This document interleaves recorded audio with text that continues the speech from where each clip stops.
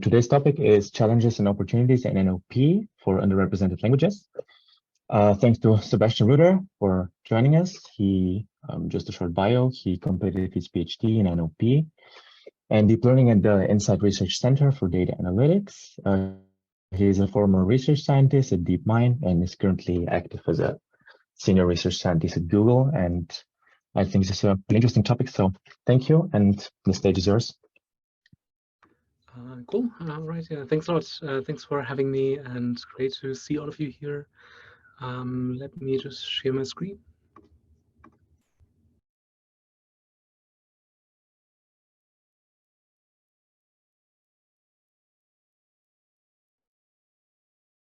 Yes, it works. Cool. And you can hear me like this, right? Yes. Yes. Okay. Okay, awesome. I think when I'm presenting, I don't think I can see the comments here. So if you have any questions, just throughout the talk, just feel free to speak up. Or maybe, yeah, so in the talk I have kind of 4 sections. So after the end of each section, I'm going to ask for questions. And yeah, we can kind of take a quick break in after each section if there are any questions then. Cool. All right. So yeah, so I'm really excited to be able to talk to you today about some challenges and opportunities for NLP for underrepresented languages. And here is just kind of the rough agenda. So I'm initially just going to talk about kind of previous work in this area and what is the current status quo. Then I'm going to touch on a few kind of recent contributions and where I see the most recent progress has been made in this area. And then kind of for the majority or the range of the talk, I'm going to focus on challenges. So I'm going to highlight what I think are the 3 most important challenges in this area, and then touch on potential ways that we can address them. So the kind of main issue at the heart of this talk is the problem of, or is the general issue of language diversity around the world. So most or many of you might be aware that there are around 7,000 languages spoken around the world. And if we drill a bit deeper into this number of languages, we can see that there are around 400 languages with more than 1 million speakers, and still more than 1,000 languages which each have more than 100,000 speakers as well. So in generally, when we talk about NLP or even NLP for languages that are traditionally not represented or neglected in research, we are by no means talking about small speaker populations. So these are kind of problems in languages that affect altogether more than 3 billion speakers of around the world that are currently underserved by existing technology. And just focusing a bit more on one particular area that has, I think, been particularly neglected within NLP, which is languages on the African continent. And looking at Africa, I think one thing to say is that it's one of the most linguistically diverse regions and continents around the world. So there are around 2,000 languages that are spoken in Africa. And around 100 of these languages are kind of regularly and widely used for communication, both across different nations, but within each nation as well. And among these 100 languages, there are like 10 more languages that are spoken by each by tens of millions of speakers. So again, we have a huge numbers of speakers whose languages are simply not represented or much in current NLP research. So just to put some figures to this lack of representation, you can see here on the right a table showing for a couple of selected languages, for each language, the number of papers that have been published in kind of the ACL anthology referencing or mentioning those languages per million speakers, as well as the speaker population in millions. And we can see here, if we kind of sort different languages based on the number of papers per million speakers, there are few languages that have comparatively small speaker populations, but very active speaker communities or very active research communities like Irish and Basque. In the middle of this distribution, we have languages with much larger speaker populations like German, but also English and Chinese, which have received kind of more research attention. And at the bottom, we have a lot of languages in Africa, for instance, which have large speaker populations, but which most NLP research has really neglected, or which are not very well represented in current research. And this is kind of, we can observe a similar pattern to many other languages in other areas around the world, like in South America or languages of Southeast Asia as well. On the flip side of language representation, we also have the representation of people and researchers kind of affiliated with the linguistic areas where these languages are spoken. So looking at African languages, for instance, we can see here the number of authors whose affiliation is associated with an African institution who have published at top venues in NLP and ML.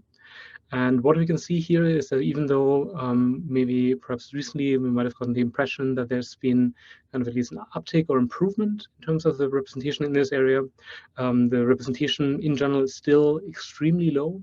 And particularly if you compare that to the huge number, to the thousands of people who publish in ML venues typically, it really pales in comparison to contributions from countries like Germany, the UK, China, or the US.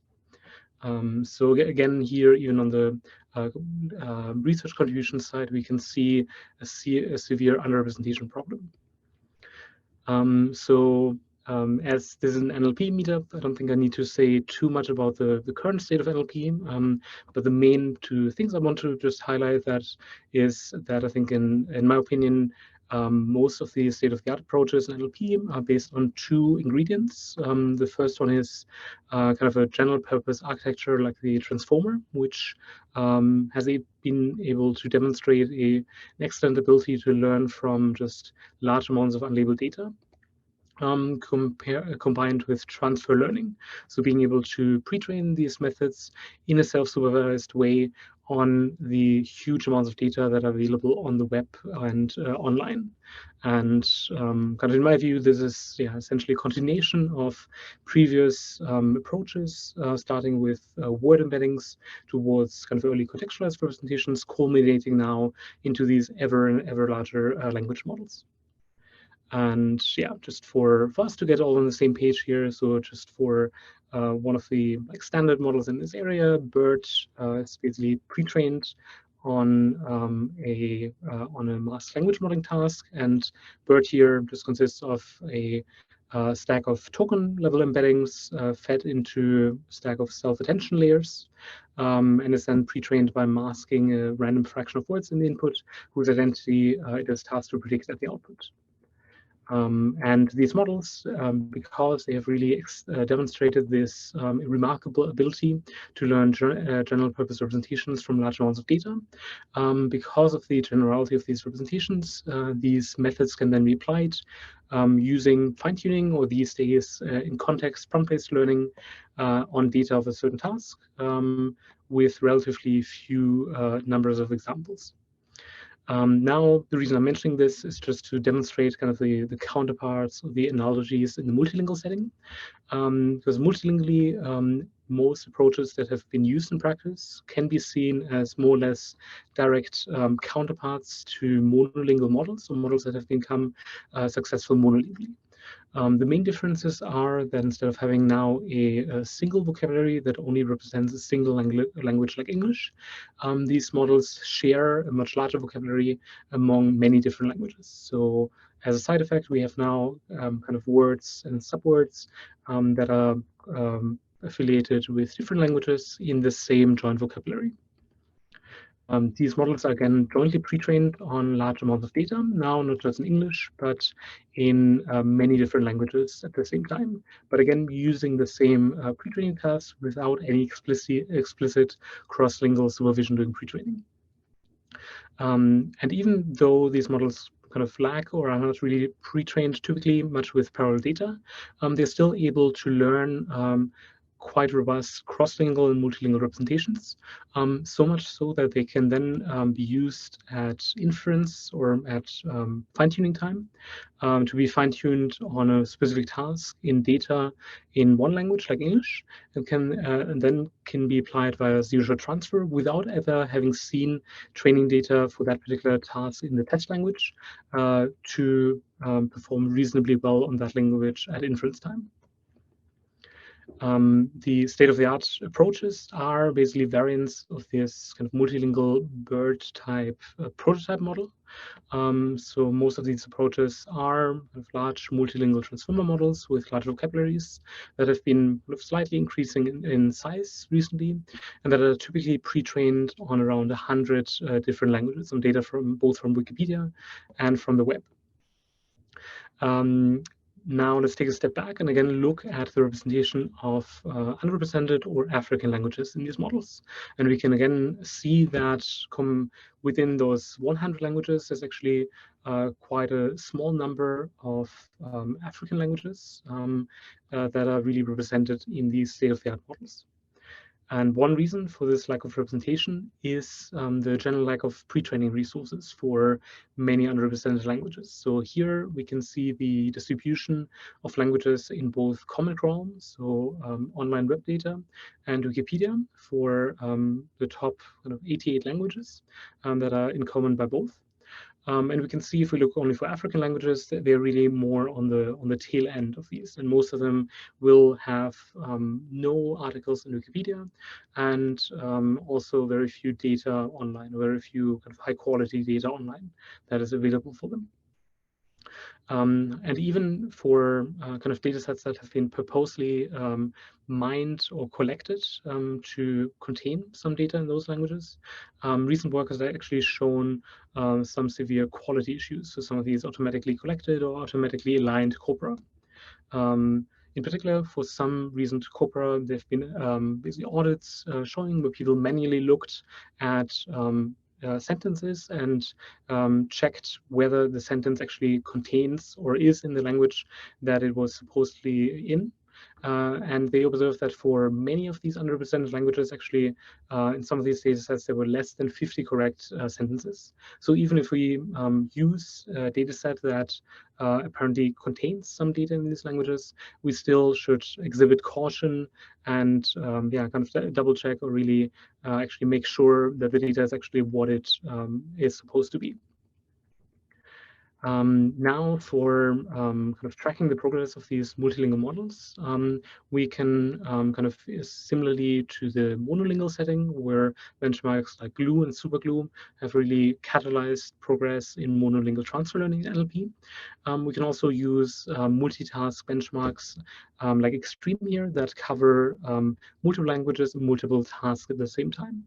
And again, here we kind of have a set of different standard or core tasks in NLP that each cover a different set of languages that can give us kind of an impression of the multilingual generalization ability of these models.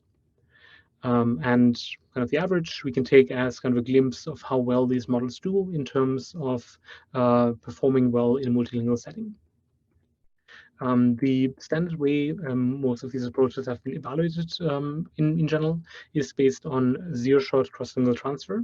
So what I already mentioned before, we can basically take a model that was pre-trained in this large-scale multilingual setting.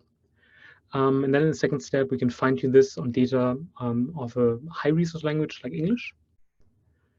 And then finally, we can now apply this English fine-tuned model and directly transfer it to data from all the other languages. And I think in practice, this is kind of useful because a lot of tasks actually many tasks only have training data in English. So often this is kind of the only practical thing to do. And it's also a lot more efficient than actually having to fine-tune for all of these tasks a language on each language and then do evaluation on the same language as well. And in contrast, you only need to fine-tune a model now once. So it's much more efficient for large-scale evaluation. So if we kind of compare methods that have been evaluated on this benchmark from kind of the earliest models like multilingual BERT that I mentioned as kind of the initial prototype of this recent generation of deep multilingual models, and then track the progress towards kind of much more recent methods, we can observe that compared to human level performance, performance has steadily kind of increased with some slight plateau in the middle there. However, one thing that gets kind of obfuscated or hidden by just looking at this average level performance is actually the languages that each model is evaluated on for each task. So for a bit more fine-grained performance measure, or for more fine-grained impression of the evaluation languages, you can take a look at this matrix on the right, where we can see for each language as a row and each task as a column here, we get a green cell if a task covers a certain language, and red is if a language is not included in a certain task. And as you can see here, most of these tasks actually only cover a subset of the languages, with only a few tasks like named entity recognition based on Wikipedia, or part of speech tagging based on universal dependencies covering most of the languages. And if we just zero in and focus only on African languages, most of the data in African languages is actually only for those tasks, so where there's already data available. So for underrepresented languages in general, we're actually not really able to get a very robust or very broad measure of the performance just by looking at this average score, because we're really kind of not having very large task coverage for some of these underrepresented languages. Now, let's take one step further back and look just at these multilingual models that I just mentioned in the context of the larger NLP research landscape, and in particular in the context of most recent large language models that have been proposed in NLP. And if we kind of take this further, more broader look, and in particular look at large language models, including multilingual models, in terms of the amount of non-English data that they have been pre-trained on. So here on this chart, you can basically see each of these models represented kind of the size, where the size represents the size of the bubble, represents the size of the model in terms of its parameters. And we can see here at the top, basically, these multilingual models that I already mentioned, which are mostly trained on multilingual, so a lot of non-English pre-trained data. And at the bottom, we can see here what is arguably the mainstream of NLP research, which mostly, at least so far, has focused on models that are mainly trained on English and which are comparatively much larger to the largest multilingual models. Recently, there have been some exception, like the Bloom model that was recently launched by the Big Science collaboration. But most of the models that have been developed by large institutions or large companies have been mainly English-centric so far. And even though some of them, like GPT-3 or PaLM, have demonstrated surprising, perhaps, multilingual capabilities, they still have a lot of limitations. And so far, multilinguality for these has really only been a side effect. So the main takeaways from this section are essentially that I think with regard to current NLP research, there's kind of stark contrast between the huge diversity of languages around the world versus the comparative underrepresentation and research scarcity for these languages within the NLP community. We can also see that for evaluation resources, most of them, and models, most of them are limited in terms of the number of underrepresented languages they represent, and mainly focus on Indo-European and languages with a large online footprint. And lastly, a lot of studies have shown that languages typically, or models typically tend to underperform on languages with limited amounts of pre-trained data. So yeah, let me know if you already have some questions after this section here. So feel free to speak up. You can check the comments as well if there's anything cool. Yeah. So add any comments if you like. I had a question, if you wouldn't mind. Oh, okay. If you go ahead, Martin, if you go on first. It's okay. Of course, Sebastian. Hi, this is Claire. So I can see some of the, I guess, more obvious applications in terms of language preservation and maybe in educational contexts. But it also seems like maybe for like emergency responses, there's definitely a need and a call for better better NLP for low resource languages. I'm wondering if, since you're a lot closer to the research, you've seen any urgency and motivation to help from like either non-government organizations or emergency agencies or things like that. I wonder beyond academia where the motivation to help with this research might be coming from. Yeah, that's a great question, and thanks a lot for sharing your perspective as well. So I think, so on the one hand, I think we've kind of seen, and I'm going to mention that a bit in the next section as well, kind of initiatives or support from both from kind of governments or institutions that are investing in like data sets targeting certain sectors. So maybe focus on like agriculture or health. So some of these relate to like general ML data sets as well, and just increasing the kind of ML capabilities in some of these regions, but also with focusing perhaps on more kind of real world applications. For instance, in many of these countries, like African countries, for instance, very expensive to get legal help, for instance. So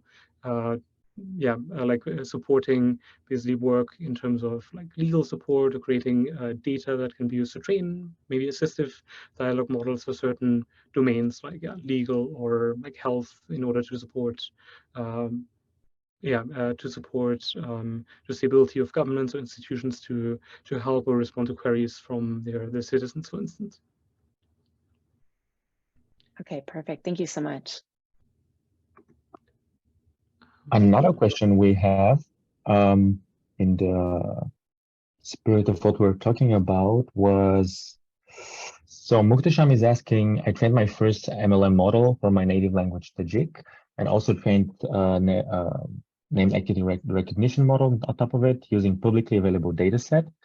Given the lack of novelty in the approach, do you think this work can be somehow published?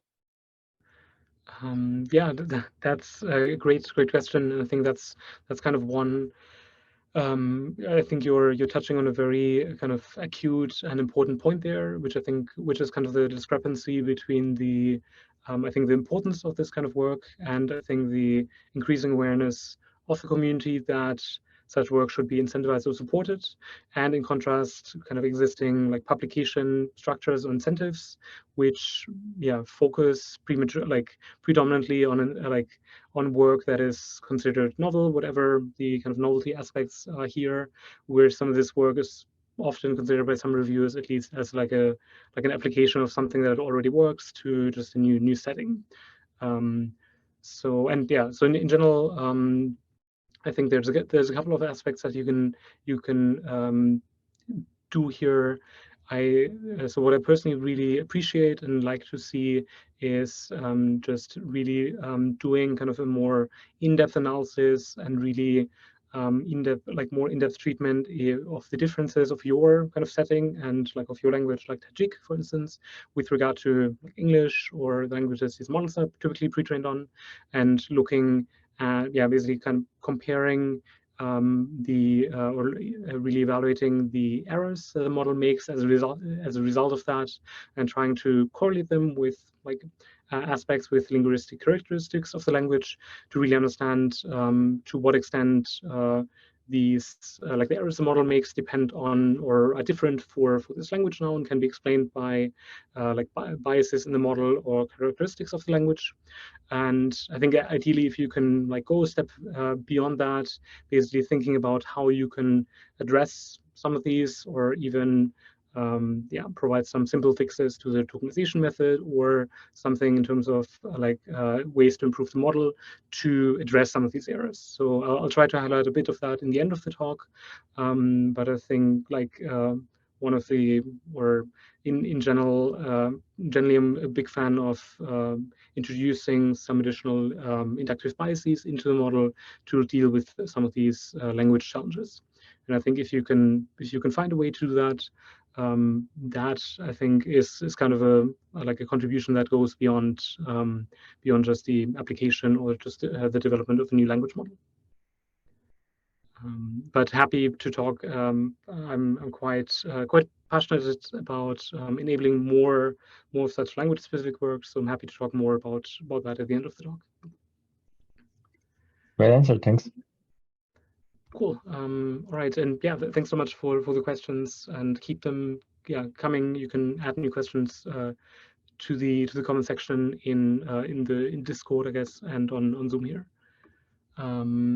Cool. All right. So so now with this kind of status quo out of the way, I want to highlight a bit more some of the, I think, bright spots in this area, and I think where there's really been kind of increasing initiatives, increasing work, and also increasing kind of awareness with regard to NLP for underrepresented languages in general.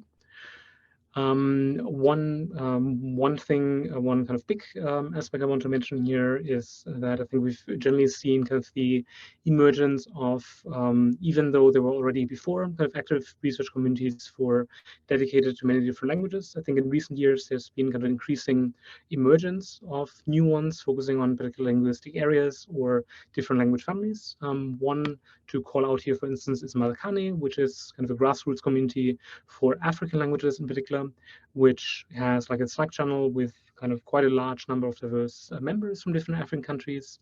And initially it started out with focusing on MT research, but has since kind of focused on or expanded to developing more data sets for a broader number of applications and broader approaches that have been published kind of at a number of different notable venues. And beyond that, there's kind of a large number of only highlighting like a couple here for like African languages, for instance. But I think these are kind of generally not limited to the African continent. I think something, and even local communities like Munich NLP, I think is a great example of this too. So just communities that bring practitioners and researchers together and in like a kind of a local context. Beyond that, for Africa as well, there's kind of been a strengthening ecosystem. So there's kind of been a Zindi, which is basically a counterpart or like an African equivalent to Kaggle data science competitions. There's also been kind of new government initiatives like the African Masters in Machine Intelligence, which is basically kind of an African wide master program that every year is a one-year master program that rotates between different countries and is supported by companies like Google and Facebook as well. On the funding side, there have been a couple of kind of funds. I think for me, in my mind, the most prominent one has been the Lacuna Fund, which has specifically funded new data sets for machine learning, in particular for agriculture and NLP. And in 2020, they had kind of a number of data sets that they funded, as well as in the recent year. And just to get a glimpse of some of these data sets that have recently come out, I think there's generally been both a variety of different languages as well as a variety of different tasks, ranging from machine translation to also multimodal, so like speech data sets as well, to data sets for different types of NLP tasks like news summarization here or classification, summarization as well, or more speech data. And two data sets that I was involved a bit in that I just wanted to highlight here. One is a sentiment analysis data set for Nigerian languages. And for me, I think that is quite really interesting, because I think sentiment analysis is really like a very classic, important task in NLP. And as part of SEMEVAL has also been expanded to other languages. But in many African languages, for instance, or in many other languages around the world, there are a lot of, particularly in social media data, there are a lot of phenomena that are perhaps that are more common in these languages. For instance, things like code switching here, not only between two languages, but between multiple local languages at the same time.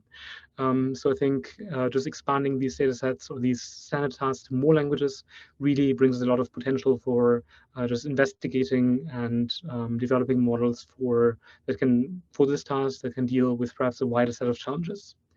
And another task to highlight here is kind of for named entity recognition, which I think is kind of another really core standard fundamental task in natural language processing, which has really, I think, since like the Connell evaluations kind of established itself.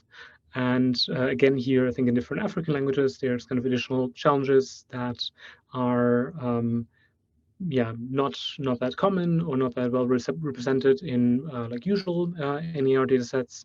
So we have in Amharic, for instance, entirely different vocabulary, and you can otherwise see kind of the equivalences between different tokens here, where even like time expressions are can be quite different or very differently realized in other languages.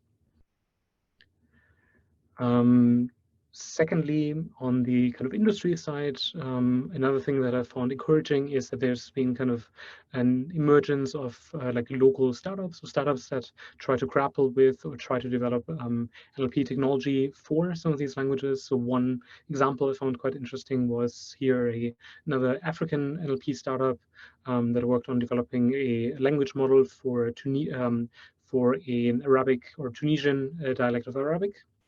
As well as other companies, for instance, Nokari here, who is developing kind of assistants or chatbots to help users with their like finance solutions. And similarly, from large tech companies, even though there's been, I think, a lot of work in this area, and I think one thread to particularly call out here, for instance, is kind of increasing work on making machine translation, which arguably is one of the most useful NLP technologies, more widely available in more of the world's languages. So there's been kind of an expansion of Google Translate to more languages, as well as work from Meta on creating and expanding MT data to 200 languages in total. Beyond that, in terms of kind of the professional organization side, I found it encouraging this year that we've seen a theme track from ACL focusing specifically on low resource and endangered languages. And on the other hand, we also have a special initiative at the moment, which focuses on globalization via localization and essentially aims to translate, so it consists of multiple directions. One is translating the entire ACL anthology to 60 languages, but then also enabling generally and making it easier for scientific communication to reach more languages by enabling subbing of scientific talks at ACL's conferences in, I think, 10 languages, and also making kind of dubs available in more languages as well. And kind of another point is developing a joint glossary and terminology that actually includes the scientific terms we're using in day-to-day conversation, but typically in English, also in local languages. So that it's just possible to actually so that people in the local languages can actually talk about these scientific concepts as well accurately and reliably. Lastly, there have been community events, both kind of larger like conference level events like the Deep Learning DABA, for instance, in Africa, but also a variety of different workshops at NLP and ML conferences focusing on certain languages or certain language families. And kind of looking back again at the representation of languages in state-of-the-art models. Here, I mentioned before, kind of in existing models, how many African languages they're covering.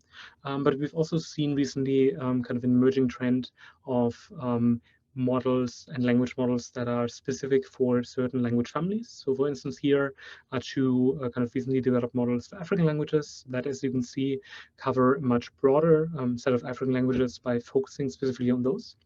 And beyond that, and this I think has been a trend for other language families as well. For instance, for Indian languages, there have been a number of language models which focus on 10 to 20 Indian languages. Because in general, this allows you to both train more efficient models, but also allows for more positive transfer among all of these related languages. So here, just the takeaways from this section is I think that there's a lot of cause for optimism in this area. There's both I think, a blossoming ecosystem, both for African, but also for many other languages. There's a lot of grassroots initiatives and funding support from the community. And there's also increasing awareness from existing institutions, both on the professional side, like ACL, but also from larger companies who are providing funding for these languages. Cool. Are there any questions for this side? Okay, I see some links and links to Lanfrica, yeah, which is great, which is kind of a catalog, like a repository seeking to catalog all of the available data sets in African languages. There's kind of a similar one for Arabic and Indonesian languages as well.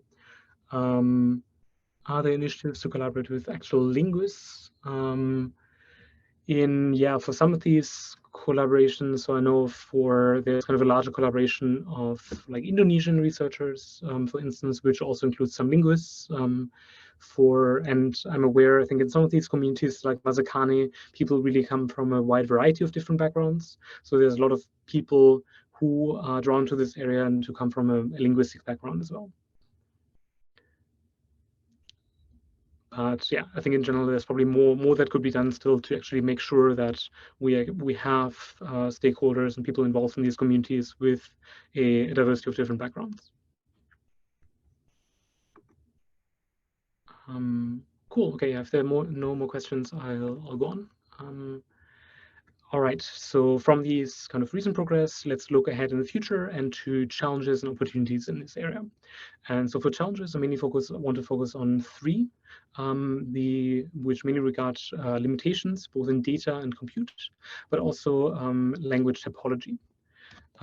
So regarding limited data, I've already mentioned before that most languages are really restricted in terms of the unlabeled and labeled data that they're covering. And while you can quantify that along many different dimensions, I think one quite insightful characterization is from a paper by Yoshi et al., where they basically just categorize the languages based on the amount of labeled and unlabeled data. Unlabeled data here, just based on Wikipedia, and labeled data based on some linguistic catalogs of data that is available online. So while it's not exact, it's at least a good proxy where a lot of the languages around the world lie on the spectrum. And as we can see here, the kind of largest groups in this area. So we can see on the fifth research group, so on the top right corner, other languages which really have a lot of resources like Chinese, German, English at the very top. And in the bottom left, we can see languages with very little resources. And this is also the largest group. So about 80% of the world's languages are in this group, where we virtually have no labeled or unlabeled data available for them. But also small amounts, still 5% of languages are in this group, where we have a few amounts of unlabeled data, but very little labeled data available still. For the second challenge here comes to compute, because many of the constraints or many of the limitations that are relevant in this multilingual setting are not only related to data, but also to the computational resources that we have available for training models, for instance. So for instance, if we look at the cost of mobile data as plotted here per language rank, according to the taxonomy that you just saw, we can again see that for the languages with the lowest rank, we get comparatively the highest amount of, or the highest cost in mobile data, which is much lower for languages with more resources or larger online footprints available. So for many of these underrepresented languages, we also need to deal and grapple with limitations in terms of the environments we can train or deploy our models. So in terms of the computational resources that are available for using them. And the last point I want to highlight here is just in terms of the differences in terms of language typology and the linguistic characteristics of these languages around the world. So if we, and I think one kind of nice way to illustrate that is, and that if you you can take basically kind of a repository of these linguistic characteristics, which is the World Atlas of Language Structures, or WALS. And you can take all of these linguistic features and you get a vector representation for each language basically as a typological vector. And you can then use whatever method you want, like PCA here, to project all of these vectors to 2 dimensions. And now with all of these vectors, you can create a density plot where you get basically high density areas where you have a lot of languages with these linguistic features, and low density areas where you have a smaller number of the world's languages that share these linguistic features. And now if we kind of put in with stars all of the languages that are represented in the most multilingual resource to date, universal dependencies, you can basically see here that a lot of the languages that are currently represented or currently available in existing resources are really in low density parts of the plot. So most of the languages we have data for, like Indo-European languages, are really generally unrepresentative of the kind of large amount of languages around the world. And in particular, African languages have many linguistic characteristics that are simply not present in many of the Indo-European languages that are common in Europe. And just one feature I just want to highlight here is tone. So tone is something that is present in about 80% of African languages, and basically can be lexical or grammatical. So in Yoruba, for instance, tone can be indicated with a diacritic, and based on kind of the way the tone is, the way the tone works, it can be used to differentiate multiple meanings of words which are otherwise spelled the same. Similarly, in Akan, there's also grammatical tone. So tone here can actually distinguish different grammatical forms of a verb, such as its habitual or its stative form, like you can see here for the verb sleep. And tone is really something that has been quite comparatively underexplored for both for speech, where it's actually much more important in order to train or to provide accurate ASR transcriptions for these languages, as well as for NLP applications. And the other component here for language typology is also language families.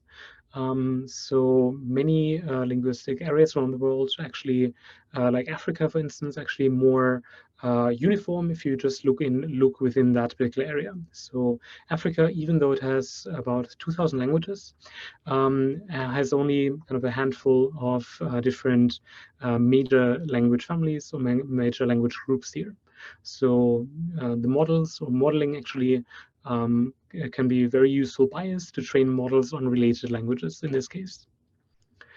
And lastly, I just also want to highlight here that there are a lot of challenges also for responsible AI in this area in terms of working or developing safe and robust models, such as for data governance, so how data can be actually developed in technology that can be appropriately used and owned by the people involved, how we can develop safe methods for some of these languages and detect if our models are biased in these languages efficiently. How can we make sure that we preserve the privacy when doing kind of data collection in different settings? And how can we make sure that we actually involve the speakers of the languages in the data and the technology development process? All right, so with that, I'm going to come to the last part of the talk, where I'm going to highlight a couple of what I think are potential ways that we can make progress on some of these challenges. And here, for each challenge, I want to talk about a particular topic. In particular, looking to use real-world data for dealing with limited data, you are developing more efficient methods for dealing with limited compute, and developing more specialized methods to develop with these differences in language typology. All right, let's get started on the real-world data front. And here, I think when I talk about real-world data in this context, there are 3 aspects that I think are particularly important. The first one here is to develop data that is practical, so that actually reflects the needs of speakers of underrepresented African communities. The second one is to develop data that is more representative of the world as a whole and of multiple modalities. And finally, to consider alternative or multiple data sources that may be available. Looking at practical data, most are currently one of the main strategies to extend or scale data sets or to develop new data sets for a given language is to use translation, because in practice that is often a lot cheaper than to annotate natural data in a new language. However, it's well known that translation is, as kind of the specific dialect that translated text is, differs quite a lot from, or differs in different linguistic characteristics from natural language. Another, I think, more important reason, however, is that the content of translated data is also very different from the data that is naturally uttered, naturally written by speakers of a given language. And in particular, it's biased towards the annotators and perspective of those annotators that have created the original source data, which in most cases were crowd contributors based in the US, which have a Western-centric viewpoint. And this is something we can really see, and that is quite pervasive in a lot of NLP and also benchmarks in general ML, even though it's generally not really widely acknowledged. So for instance, on the top here, we can see kind of a study from a recent paper, which looked at common question answering data sets like natural questions or SQuAD, and at the distribution of the nationalities of those entities that are mentioned or asked about in that data set. And what they found was that most of the entities that people asked about in the data were either affiliated or kind of based in the US or the UK. But generally, most were kind of associated with a Western-centric context.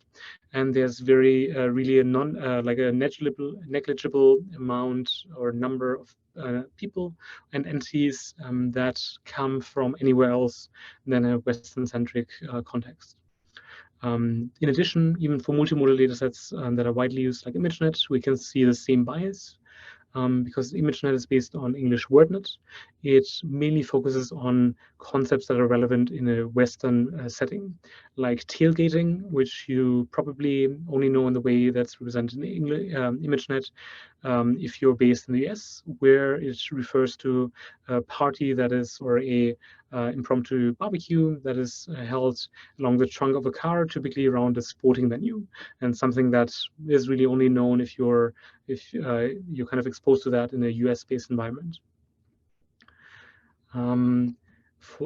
So kind of to take lessons from that, I think if we want to, going forward, if we want to create new data for these languages, we should really make sure that it reflects not only in terms of the naturalness of the text, but also in terms of the content of the text, really real-world scenarios or the real-world context of the speakers.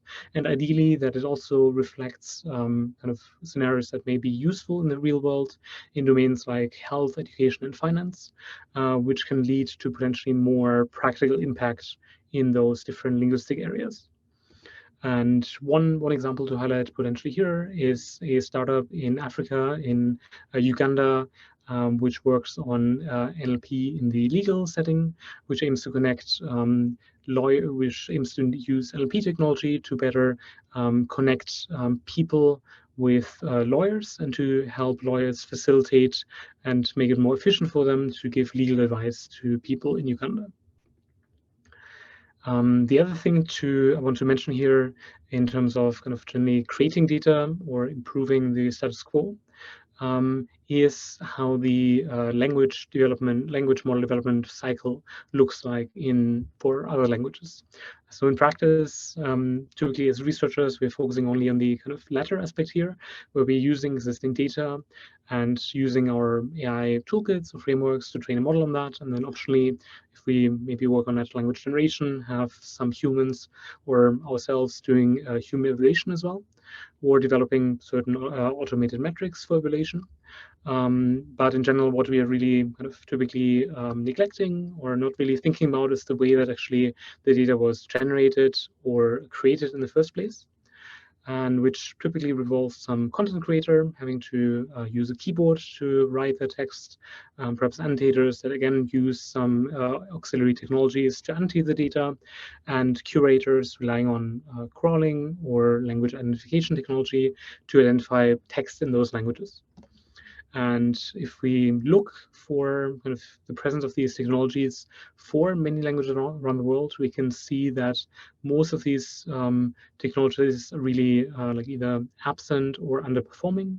In many languages, speakers may not have access to or may not be aware of a keyboard that actually supports or provides reliable support for the language. Language identification, for instance, may be underperforming on data of that given language. And in general, also the connections between these different stakeholders are often missing. So often, like practically, if you want to annotate data, it can be often quite challenging to actually identify reliable or a diverse set of annotators for underrepresented languages in practice. So while I think all of these kind of parts of that chart I think can be improved, I think one way I think we could use models is to try to assess how we can actually make the data generation annotation in underrepresented languages more efficient. And this could potentially be inspired by some recent work in this space, which essentially took an existing data set and exemplars in that data as in context examples to fine-tune a GPT-3 model on that, combined then with filtering and human verification at the end.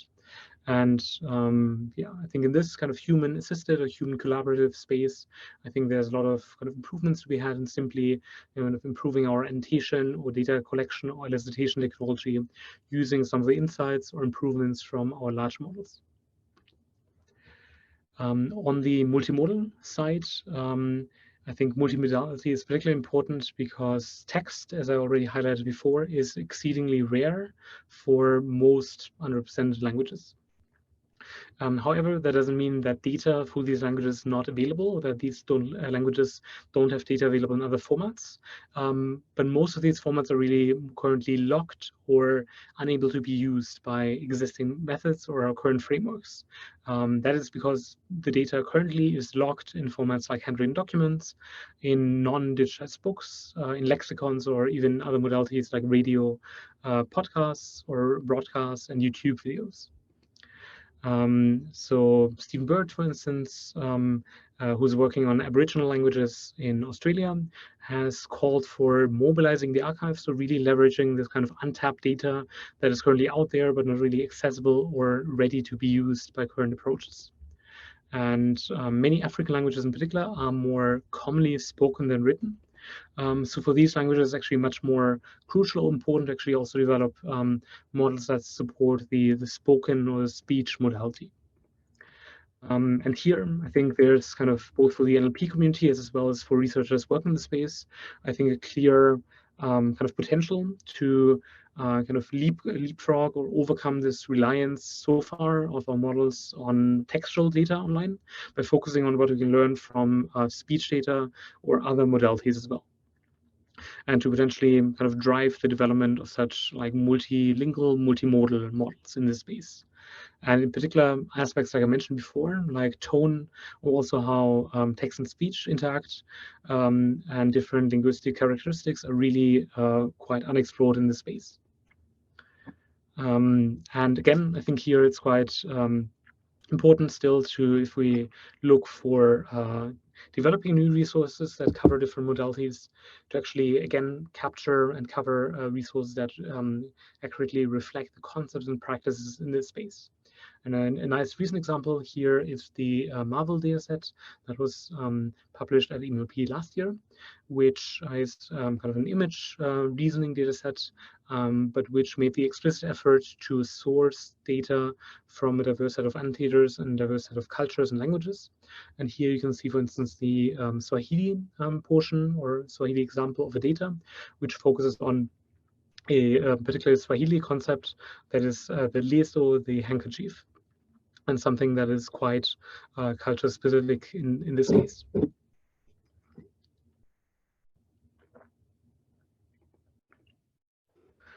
Another kind of useful development here is just the development of joint text and speech models that have been pre-trained on large amounts of multimodal data, combining kind of the standard speech wave-to-vec style pre-training with language or text-based word and masked language modeling type pre-training.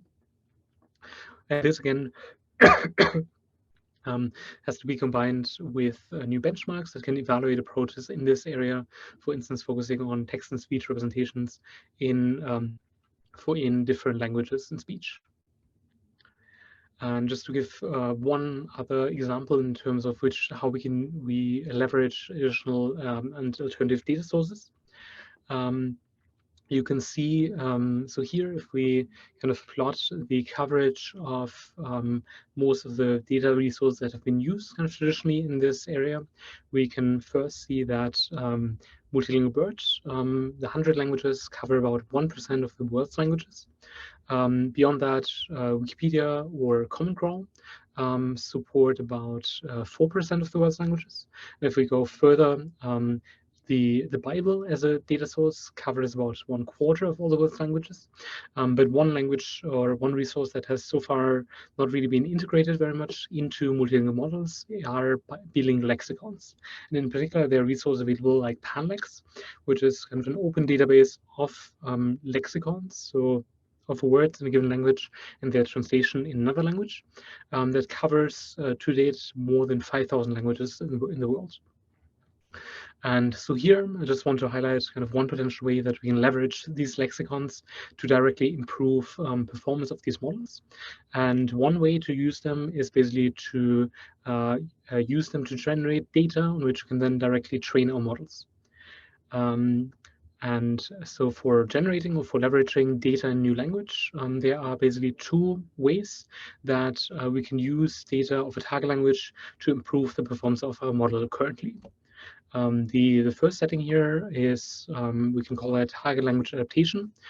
So we basically use monolingual data in our target language to additionally fine-tune our pre-trained model for some number of iterations using our masked language modeling task on data in this target language. And this typically leads to kind of a more specialized model and to subsequently higher performance on that language. Beyond that, we can also use, if we have parallel data available for the language, use that data to train an NMT system on the parallel data, and then use that to translate data that we have in a task for English to the target language. And then use this translated data in addition to fine-tune our model now on data of the target language directly that was translated, albeit, but typically this is one of the best performing approaches for adapting or simply augmenting the training data of a multilingual model. So in this case, in order to use lexicons for that purpose, we can basically do the most simple thing effectively that you imagine, which is basically taking the lexicon and using it for word-to-word translation. So basically looking through our corpus, our unlabeled data that is in English here, and then basically for each word that we observe in the lexicon, replacing it with its corresponding translation in the target language. And as a result here, we now get kind of a pseudo monolingual corpus that will contain still some English data, but also contains data in the target language that has some cross-lingual alignment, or that hopefully is used in similar contexts than the English words. We can do the same thing also using also the English labeled task data, where we again can replace words with their translations in the target language. And in addition, if we want to kind of refine or improve the quality of the generated pseudo monolingual data here, we can additionally try to use additional lexicons to improve the kind of language coverage here by basically using additional parallel data to improve, to expand the language coverage of our lexicon. Or we can use a model that was trained on English data of the task to do label distillation, so to predict or potentially correct some of the labels that we basically just projected from the original English data to the pseudo-translated target data. But both these approaches are essentially very simple, just generating either unlabeled data using word-by-word translation or generating target label data.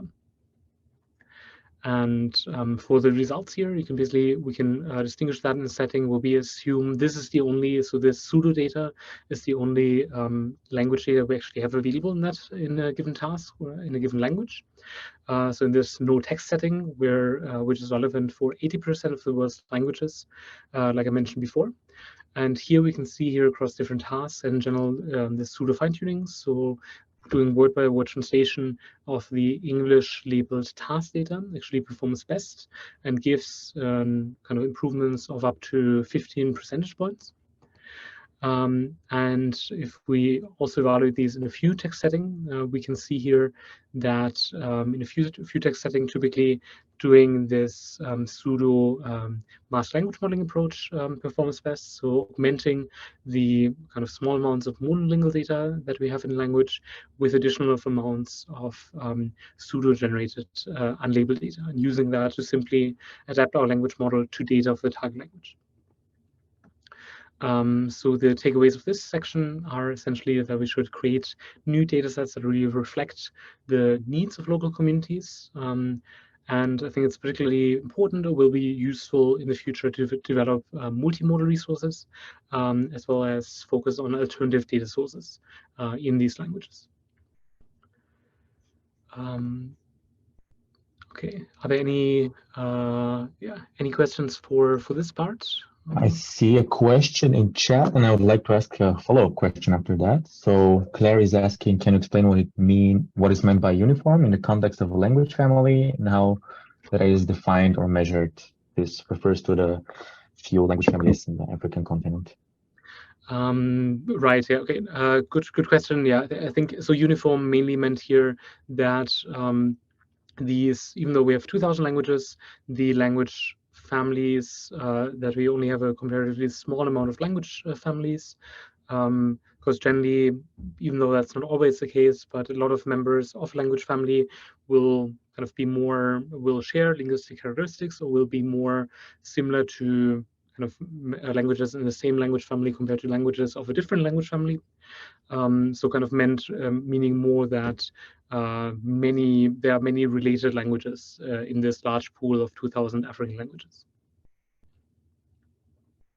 Thank you. And the follow-up question would be, for example, if we have successfully trained a model, let's say on Igbo, and we're done, on a transfer learning side of things, do you think it would be easier to tap into the smaller languages of the same family branch? For example, Ogba is another language that is smaller than Igbo, that's also spoken in Nigeria, I think. So, and are there any limitations and actually even issues with languages that are very similar, linguistically speaking, and if there would be any use of maybe using another language to use transfer learning? Good point. So I think in general, and we've really seen both for data sets that cover related languages, like the sentiment analysis data or the NER data that I mentioned, and even for models that are trained on a set of related African languages, for instance, that these models really benefit, or they perform well if they're trained on one language and then transferring to a similar language compared to transferring across different or unrelated languages. But yeah, I think in practice it's still mostly kind of on this more high level language, empirical level. And I think so far, what I would like to see in the future, or I think would be really nice if we can get to that, is to have a more fine-grained understanding what training on a specific language kind of buys you or is able to get you in terms of improving like some aspect of the generalization ability of your model. So it would be nice because there's a lot of languages like in general which share certain characteristics or which have certain like loan words or similarities to certain other languages. So it would be nice if you could have if you could kind of directly exploit, say, for learning the grammatical structure, like learning or benefiting from transfer from a related language that is similar, like grammatically or in certain like verb tenses, versus in terms of loan words or more lexical level, if you could benefit from maybe learning from some of the languages where the language has some loan words from. But yeah, so I think I would like, I hope to see more work in that direction. But so far it's mainly kind of more on the like general language level. And I think Anne mentioned, I think a very, very good paper in that regard, which basically treats this problem of kind of predicting cross-lingual performance. So once you've trained on one language, how can you estimate how well the model would transfer another language? And this is also something that is quite task-specific. So there are kind of guidelines or certain rules of thumb, like linguistic similarity or being part of the same language family, that you can use here. But in practice, it's a lot more kind of fine-grained or a lot more task-specific to that. And this kind of a good paper together with some follow-up work that provides kind of an interesting impression of that work. Thank you. Cool. All right. So regarding the second challenge and the second potential solution, so I want to talk a bit about efficiency and developing more computationally efficient methods. And here, I think there's kind of a whole range of how we can make methods more efficient, from distilling huge models into smaller models to pruning. And I think all of these approaches are really super useful and have their place in this area. And I mainly just want to highlight one particular thread, which focuses on developing parameter-efficient methods that can be added to these large multilingual models. And here, the kind of main parameter-efficient method that I just want to highlight here is known as adapters. And this is kind of a method that has been previously or initially proposed for computer vision for doing multi-adaptation to different domains. One thing that is quite nice about this approach is that it's very conceptually simple. So it's simply a bottleneck layer. So simply a feed-forward down and a feed-forward up projection coupled with a nonlinearity that can be inserted within a pre-trained model's weights. So here you can just have a pictographic depiction of a standard linear transformer, which consists of multi-head attention with feed-forward layer coupled with some layer normalization and residual connections in between. And we can basically just kind of pull this layer apart and add an adapter layer in between, which again just has these two feed-forward layers as part of it. And in practice, if we kind of think about these adapter layers, we can treat them typically as separate parameters from the remaining parameters of the model. And when we're training them, we typically keep the remaining parameters of the underlying model fixed. And the nice thing about that is that this kind of allows us to leverage some modular capabilities of these methods.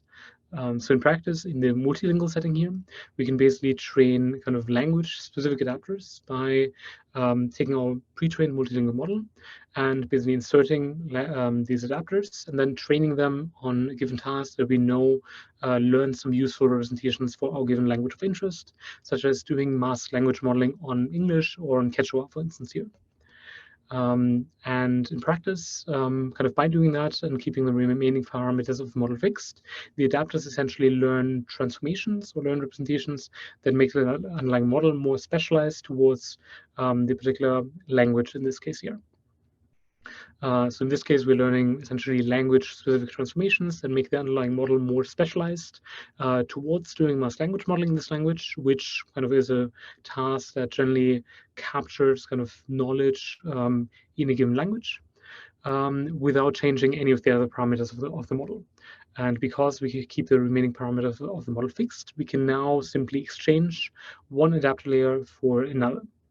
And this, I think, is kind of the main upside, or one of the main advantages of these methods, is that they can allow for essentially modeling some modular interactions, both between different languages, but also between kind of other types of organizations, such as between different domains or tasks as well.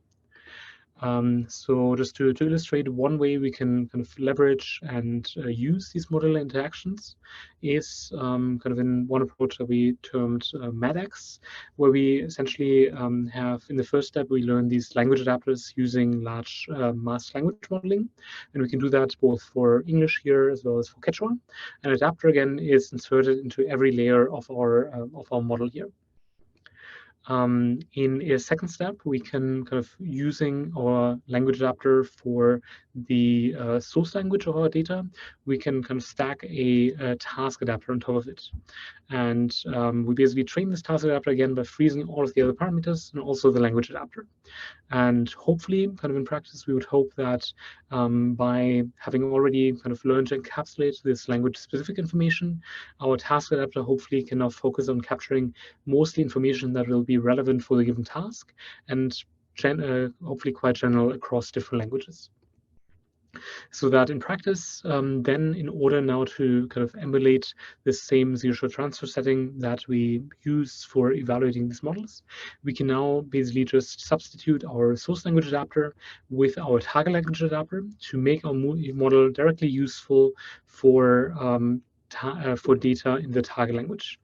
By keeping essentially this hopefully language agnostic task adapter fixed and just replacing the language adapter. So making the model now more suitable, hopefully, for doing this task in the target language. And just to kind of show how, like, where the performance improvements can be had by an approach like this, we can look here at kind of a transfer matrix where you can see the source language on the left and the target language on the bottom. And the languages here are kind of sorted based on kind of the amount of data that we have for them doing training, where in the top and on the left, we can have languages like English or Chinese, where we have a lot of data, and all the way to the right, languages where we have much less data, or that may be even unseen during pre-training. And in general, we can see there's a lot of green cells here. So doing this kind of adapter modeling on top of an already strong multilingual baseline model like XNMR, we can generally see a lot of improvements, particularly for languages where when transferring from high resource languages to languages where we don't have a lot of data in. However, also quite encouragingly, we still get competitive performance, so on high resource languages as well. So even for languages where we probably have a lot of capacity in the model and where we generally would not need to do kind of language model adaptation here, we still see some benefits or competitive performance. So since we kind of proposed like this approach, there's also been kind of a wide variety of other studies that looked at adapters and other parameter efficient models, not only for multilingual settings, but for NLP applications in general. And what people have found is that by kind of only fine-tuning not the whole model, but this very small number of parameters, we get some additional nice properties, like increased robustness. So if we look at the kind of like BERT fine-tuning across different tasks with different learning rates, we can observe for the fine-tuned model kind of the well-known problem that for certain tasks with very small amounts of data like COLA here or MLI, we get quite sensitivity of the model to different learning rates, as you can see here by the large discrepancy or large space in terms of the performance across different runs. However, using adapters, we see much less variation in contrast. In addition, we get increased sample efficiency. So simply using adapters in very small few-shot settings, we get kind of improved performance compared to fine-tuning model. Because again, it's much easier for the model to adapt or fine-tune just this small number of parameters compared to fully fine-tuning the entire model. There's also been kind of a wide variety of other parameter approaches that have been proposed.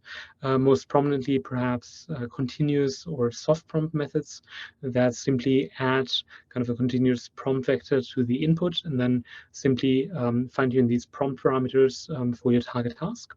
But compared to these have been found to be quite brittle and only really work for the largest models. And in contrast, adapters have generally been found to be quite robust, even across different model sizes.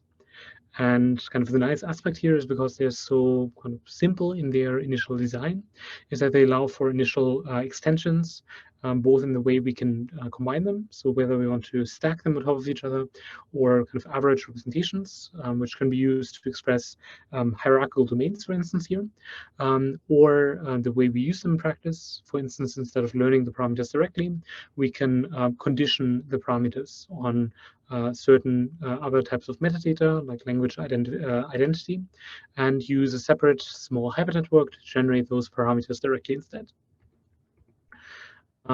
As I already mentioned, adapters is kind of only one model and one method here in this larger space of parameter efficient and more efficient methods. Other approaches you can see here, but many of these can basically be expressed in the same setting or using kind of the same framing as adapters, just with different variations, whether you apply them sequentially or in parallel to your existing mass language model, or whether you include a scaling factor or a nonlinearity in this kind of bottleneck layer.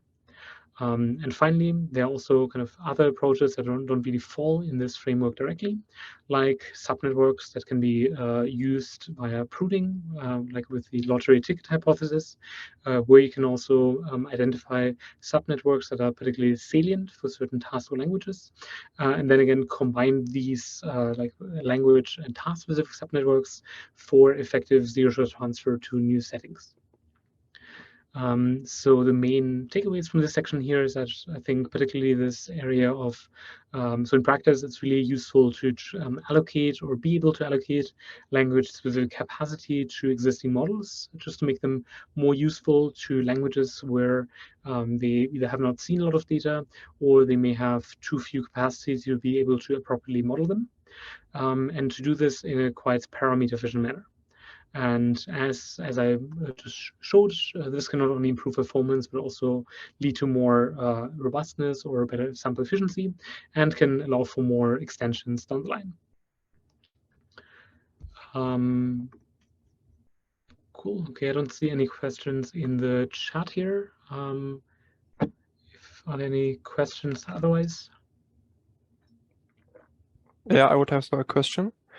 And for example, if we look at the recent success of models like Whisper, so for example, especially speech models, when we see about if you want to train other languages that also have a different or that perform the same way, is data the only problem that you would see there, or is there some other architectural problem that we're currently not aware of if we just think about reproducing the performance for other languages? Right, yeah. So I think data is probably the most like the kind of the baseline or the most fundamental problem, because without data we are unable to train like models and unable to evaluate or track progress on these languages as well. But yeah, beyond data, I think, and I'm actually gonna cover that a bit in the kind of the final section now. But I think once we have the data, then I think it's mainly with regard to dealing with the different kind of linguistic characteristics of those languages.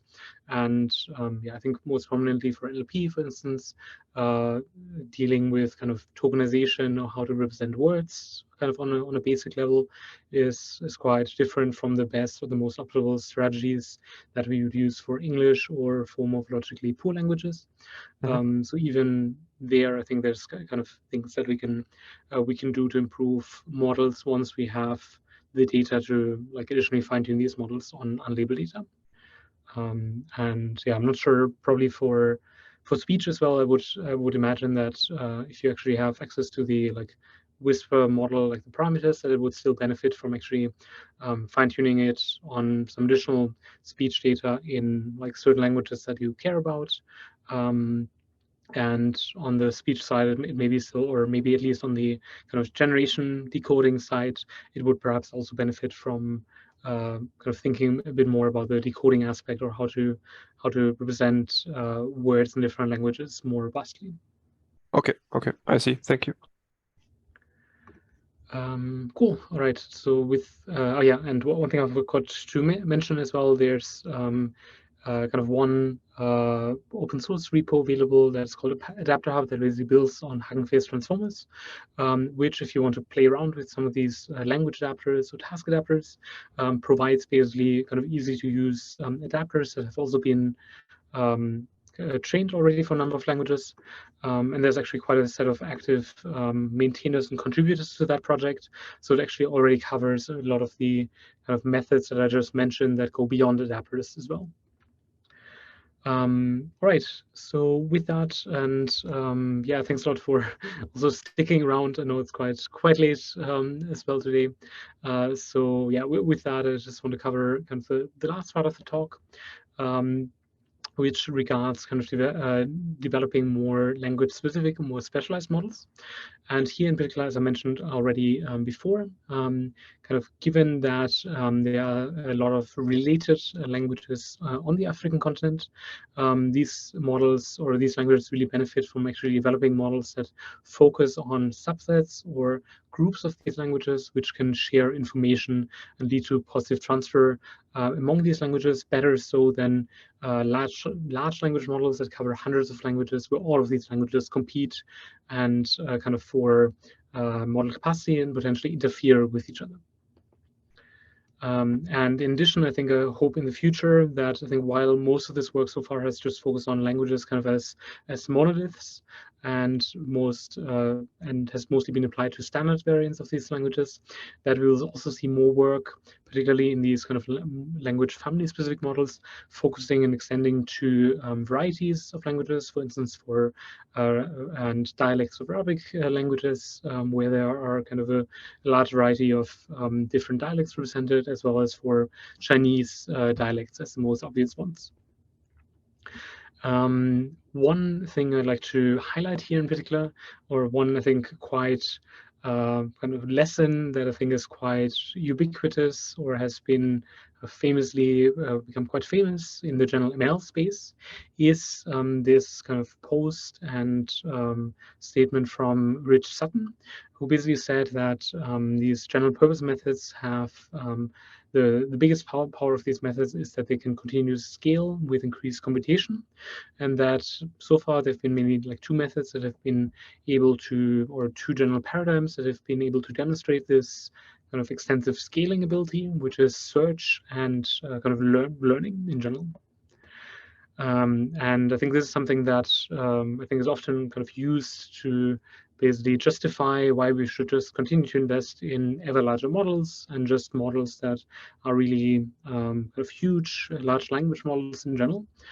And I think for kind of African, but also underrepresented languages in general, given kind of the limitations on both compute and data that I mentioned, I think there's really a space in this case to really kind of try to revisit or like rethink that, because these kind of two forms that Rich Sutton here stipulates, increased computation and data, are not infinite effectively, and we can't simply, like in RL, continue sampling or continuing to generate additional data indefinitely.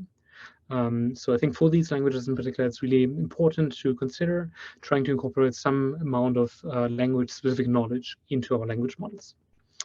So how might this language specific knowledge or this inductive bias look like? I think one kind of source of inspiration is simply by looking at existing models, existing monolingual, but also multilingual models, and looking at the source of errors there. So one kind of pervasive way where current models still very much fail is in terms of how they represent the inputs or the words and sentences in different languages. And in particular, we can see here, this just for languages which still typically have quite high amounts of resources. But even among these languages, we can see that words and languages with fewer data, like Greek or Russian, for instance, are comparatively undersegmented to words in when languages with few data are oversegmented, so each word is split into kind of a larger amount of chunks, compared to words and languages with a lot of data that are undersegmented. So in English, for instance, we only get a single chunk, a single subword for the word excitement. And in practice, these don't really align well with kind of morphology or linguistically informed like morphemes of a word, and thus make it more difficult for a model to actually kind of transfer or generalize to different words or different inflections or forms of the same word across different languages, or even within the same language for morphologically rich words. To highlight here kind of the main way that this segmentation is typically obtained, which is based on a typically byte pair encoding, which is kind of a deterministic word segmentation algorithm that basically splits words based on their frequency in the corpus. There have also been kind of probabilistic versions of that, like BP dropout, which essentially, rather than deterministically pre-specifying a single segmentation for each sequence of tokens, allows you to drop out or to remove some of these possible transitions in the data. And this has been used previously for training more robust models in machine translation by effectively applying that during training. And yeah, which you can imagine as a form of dropout, so exposing the model to kind of a wider array of different segmentations during training. And we can basically use a similar technique also when applying it to fine-tuning these multilingual pre-trained models to also make them more robust to segmentation errors that we can expect from our sentence piece tokenization algorithm. And the kind of key insight here is that because these large multilingual models are typically still pre-trained just using kind of deterministic segmentation, that we want to additionally kind of overcome this mismatch between the kind of probabilistic segmentation that we would like to use now doing fine-tuning, as well as the deterministic segmentation doing pre-training that the model may be biased towards too. So in practice, we can basically combine both of those segmentations. So using an input here, we can obtain kind of our cross-entropy loss and calculate that over both of the deterministically segmented input, as well as then kind of sample from multiple segmentations and again obtain a cross-entropy loss over our probabilistic output as well, which exposes the model now to different segmentations. And we can combine this into a joint loss and jointly optimize over both. In addition, we've also found it useful to include a consistency loss here to additionally kind of encourage the model to make its prediction or its output similar both under the deterministic and the probabilistic input. So to make it even more robust to segmentation errors potentially down the line. And what this basically accomplishes is that the model, if we only expose it to the deterministic output, it is already kind of more aware of what the probabilistic output looks like or should look like, and it's more robust to errors in the deterministic output simply by having been enforced or encouraged to provide consistent predictions during training. And combining these into a final loss at the end. And yeah, just to show kind of briefly the results here of two multilingual models on a set of different standard tasks in this area. And we can combine that, we can see that both for the kind of standard subword regularization, which basically just only fine-tunes it on the probabilistic output, as well as our method, which combines both and also includes the consistency regularization. And we can see here that compared to these already quite strong baselines, we generally get very improvements of around 1.5 or 2 F1 points in both tasks. And no decay of performance in general. The other interesting kind of analysis to highlight here is that With this kind of method, we would expect that, or we would expect in general for the tokenization errors to be most frequent for languages that don't have a Latin script, because those languages will be seen less during pre-training. So if we again compare here the performance of languages with a Latin script to languages without Latin script, where the kind of colors with which are weaker are the Latin script languages, we see, as we expect, the biggest improvements for languages with non-Latin scripts. Where both subword regularization as well as our multi-view subword regularization show significant improvements. Beyond what I mentioned here in terms of trying to make the model more robust to errors in the segmentation, there are also other ways that you can integrate or a bias into the model. For instance, by integrating it directly into the subword segmentation algorithm itself, by instead of having this general frequency-based splitting, by enabling it to prefer tokens that are shared across many different languages. Or encouraging it to preserve the morphological structure of tokens during the subword segmentation. We can also kind of imagine different pre-training objectives that may be inspired by some of the morphological phenomena observed in different languages. For instance, by doing masking, not just based on subwords, but based on the actual morphemes that can be obtained by a morphological analyzer, or by predicting perhaps the lexical diacritics for the tone in order to make the model more sensitive to these linguistic features.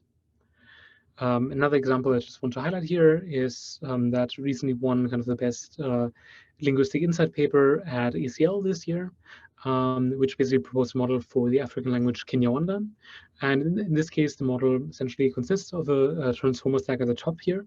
But in addition to just being provided the subwords, it also is provided the kind of morphemes of the input text as split by a morphological analyzer for the language, in addition to specific representations for stems as well as affixes in the data. And so with this kind of morphological analysis and morphologically inspired input, the model was able to outperform just the standard subword-based methods for this language.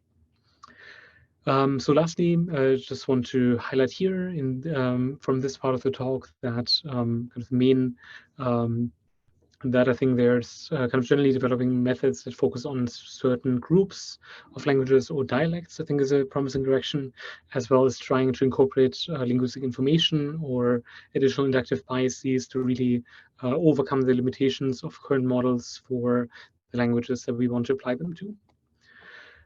So with that, you can again kind of see here the like challenges and potential solutions for dealing with them. And with that, I just want to end with some final takeaways in terms of, again, the general appeal that if we're creating new data, we should really try to move away from translation and create data that is kind of really reflects the needs of speakers and local communities. I think now is really kind of a time, or it's a great time to actually work on this area because there's momentum and awareness that this work is really important. And kind of ending with like a phrase from isiZulu, Malkani, which means let's build together. Because in the end, I think it's not a kind of individual or even an endeavor by a few labs, but it really takes an entire community and a village to make progress for NLP for the world's languages. And yeah, thanks a lot for listening to this talk. And yeah, I'm happy to stick around for questions. Thank you. That was fascinating. And I actually had two questions about morphology and tones, but you basically answered both of them before me asking them. So I can just say that it's the morphological segmentation part is really fascinating. So especially with African languages, which are very morphologically heavy, especially on the prefixes. So this would be really interesting to see how it turns out in the future. So if anyone has any more questions, they can just unmute themselves or write in the chat. And yes.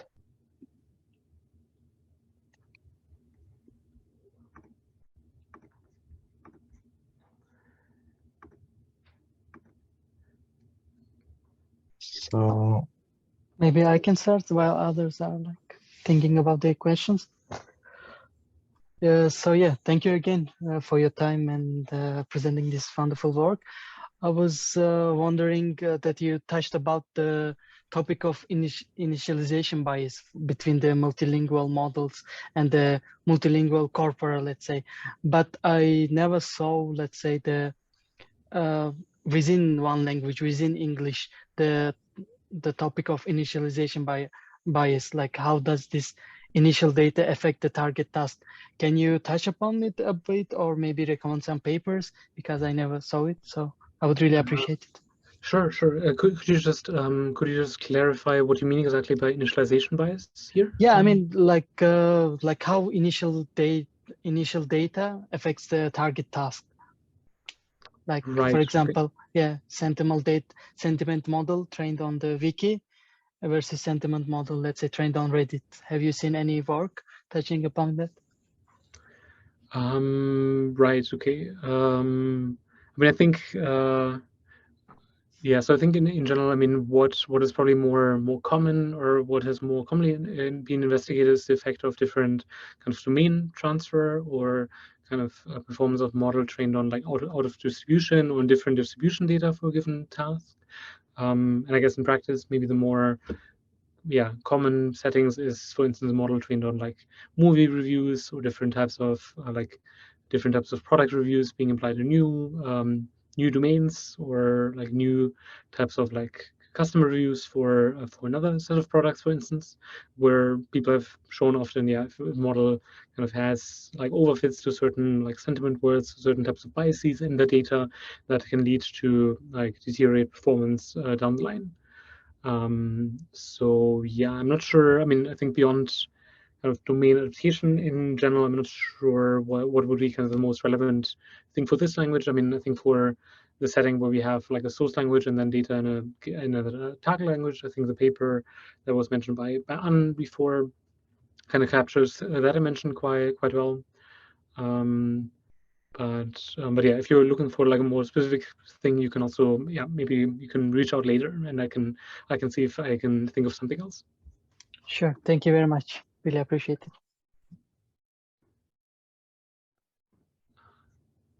thank you so much. This was really interesting. Thank you so much for joining us. If nobody has any more questions, I would just like to. Okay, so yeah, just for completeness. So here, if you want to have a look at all the slides of this talk, are also available at the link here I just shared on Google's like on Google Drive. Yeah. And if you prefer kind of more of a like long form content, here's kind of a recent blog post as well that I think touches on most of the issues I mentioned, with just a bit more extensive links to literature and to recent work in this space. Yeah, router.io, and we're going to share the links in YouTube, so people watching can just go and take a look themselves. And yeah, so thank you once again.